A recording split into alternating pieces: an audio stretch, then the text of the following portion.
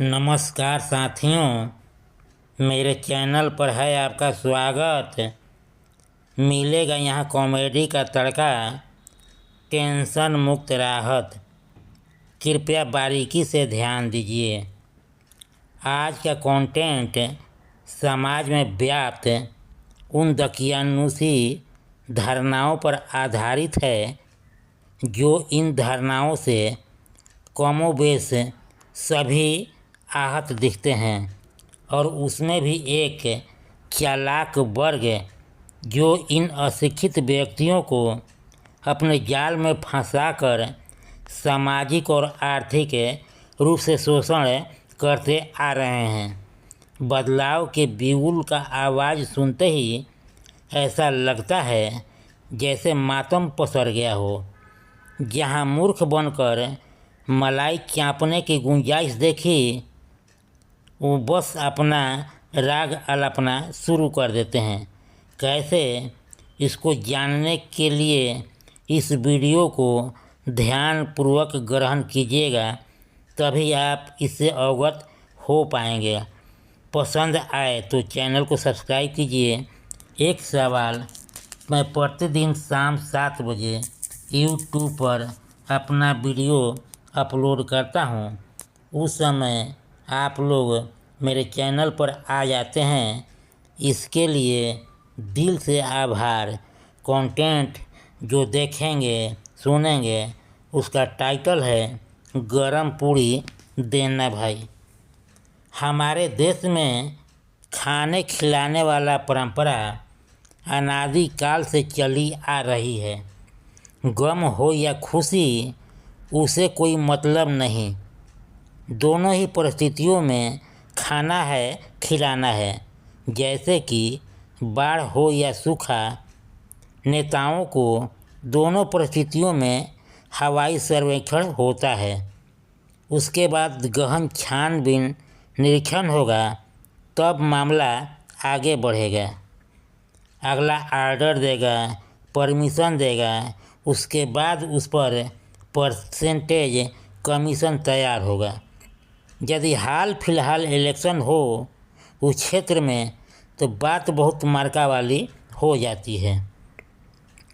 जनता बाढ़ से आहत हो राहत पाने के लिए तरस रही है, झोपड़ी बनकर तैयार है। लेकिन जब तक नेताजी आकर फीता नहीं काट देते, तब तक भीगते रहो, कोई परवाह नहीं। यही हाल सूखा क्षेत्र में भी लागू होता है। भूख से जनता तड़पे, लेकिन जब तक नेताजी आकर फीता नहीं काट जाते, तब तक कुछ होने वाला नहीं।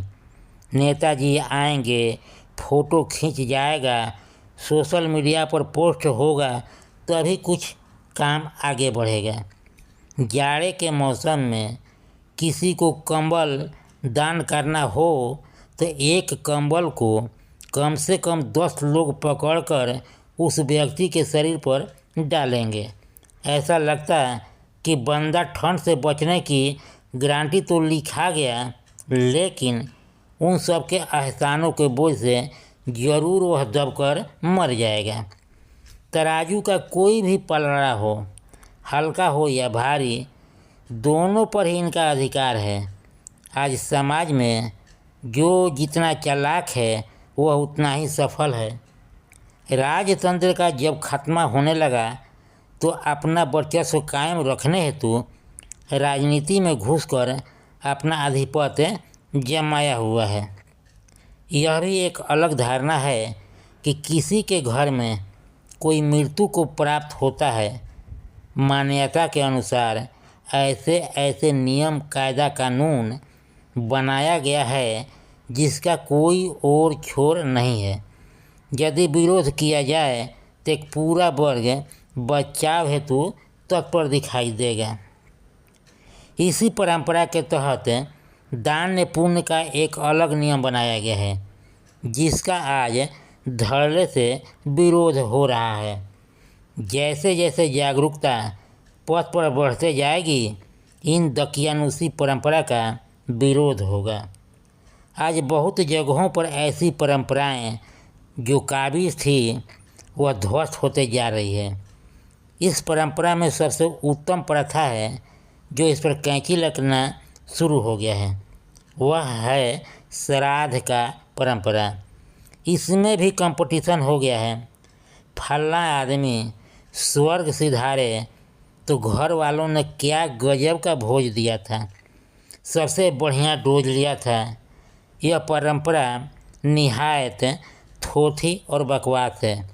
यदि श्राद्ध नहीं करेंगे तो आत्मा को शांति नहीं मिलेगी, जबकि जिसके घर से किसी का निधन होता है उसके आंखों में आंसू होता है और भोज में निमंत्रित जनता और उसमें भी चाव से खाते हुए बेशर्मी की हद तक पार कर जाती है।